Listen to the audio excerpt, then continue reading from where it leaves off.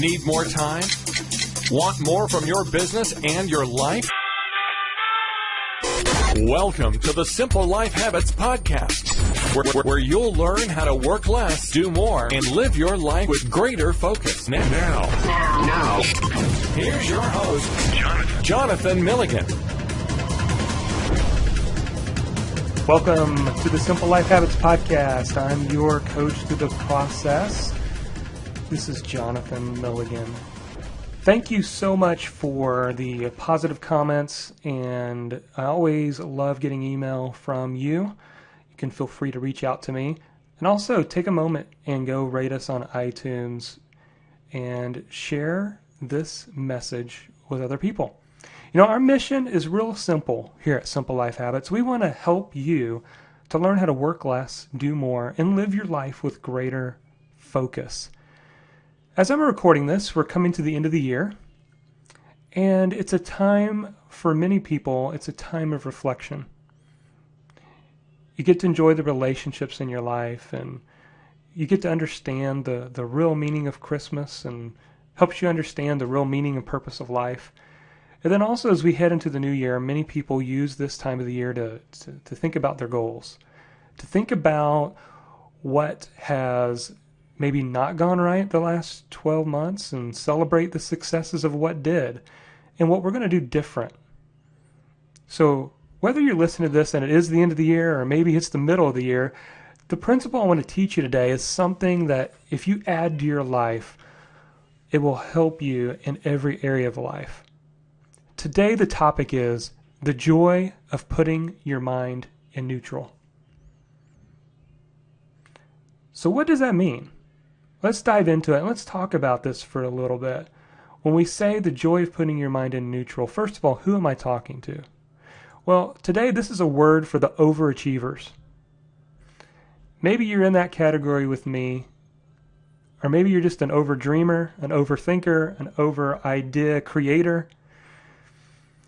If you're the type of person who loves to set goals, loves to learn, loves to improve their life, loves to live life to the fullest, there are some downsides. And one of the particular downsides that I've had to really fight myself over is learning how to just be in the present moment. Intentionally living in the present moment is hard for me. It's difficult. I'll give you an example. Maybe you're like me.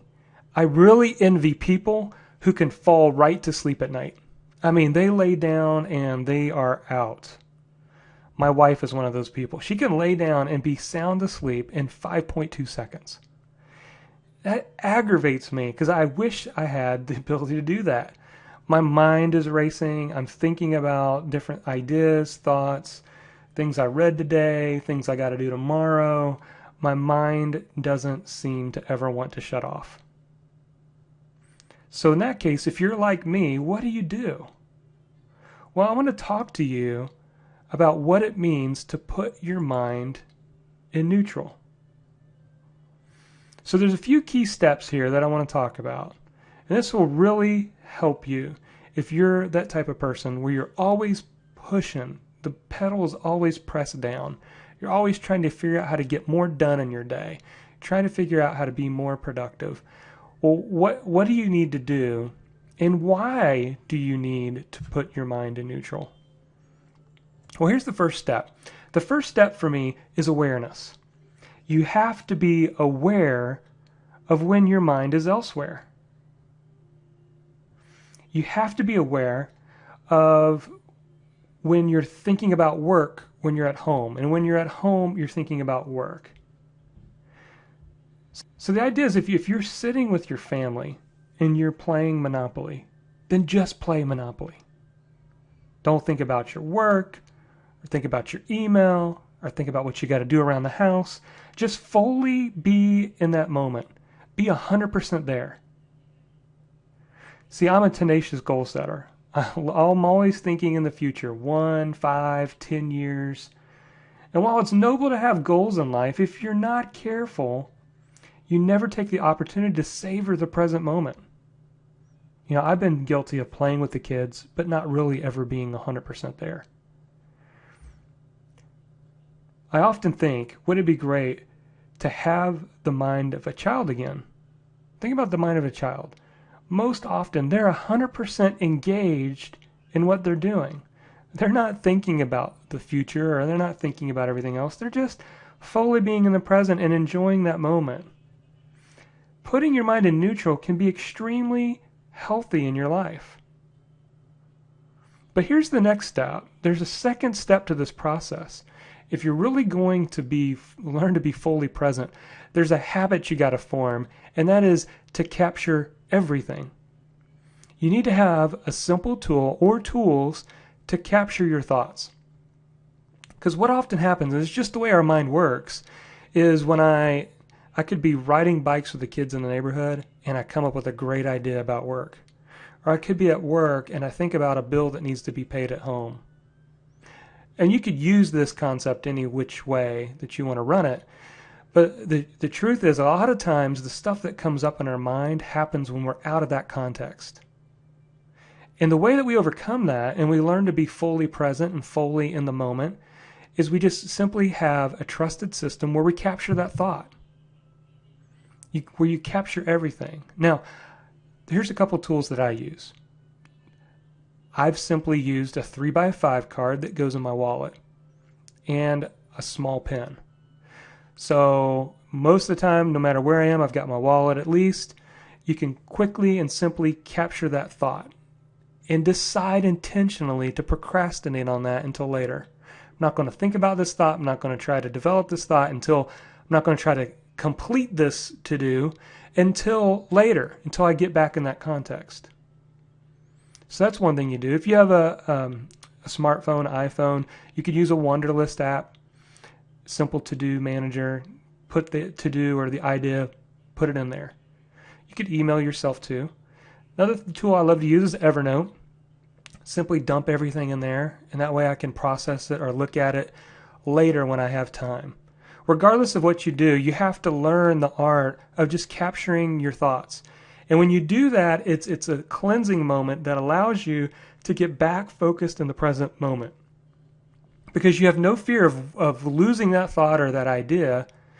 And that's why it grabs our psyche for so long, is because when we don't write it down and we don't have a trusted system to review it later, it just stays in our psyche because we don't want to forget about it, don't want to forget about it, don't want to forget about it. So if you are going to learn to be fully present in the moment, that is an essential next step. Let me give you one application that can really help you to live this idea out. If you say, hey, that's me, I want to learn how to put my mind in neutral at times. Because I know that I'm robbing from my relationships, and I'm robbing from my hobbies, and I'm robbing from just enjoying a TV program or a football game on the weekends because my mind is always elsewhere. Then I want you to engage in this rule that I have personally set for my life. It's called my personal 24-hour rule. I have made it a habit to unplug on Saturday until Sunday. So typically what I'll do is on Saturday morning I'll wake up. A lot of my family will sleep in. I will get engaged in the things that I want to get done. So my focus is I'm going to get this stuff done, and I'm going to get it done before my family gets up and we get moving or get going for the day. So by 12 o'clock, I want to have all of that, whatever it is I want to have done, I want to have it done for the day. And then I'm going to unplug for 24 hours. That means that I am not going to be doing anything work-related. I'm going to unplug. Here's another way to look at it, and this really helped me. Take a technology fast. If you're a knowledge worker, or you're somebody who works online, or maybe you're managing a blog, or you do anything online, maybe you're a programmer, or you do a certain task on the computer, then take a technology fast for 24 hours every single week. Maybe for you it's like me, from Saturday at noon till Sunday afternoon. Or maybe it's all day on Friday if you have the ability to do so. Or maybe it's just Sundays. Whatever it is, I want to encourage you to institute this. Because And it'll be hard for you at first. It was very difficult for me.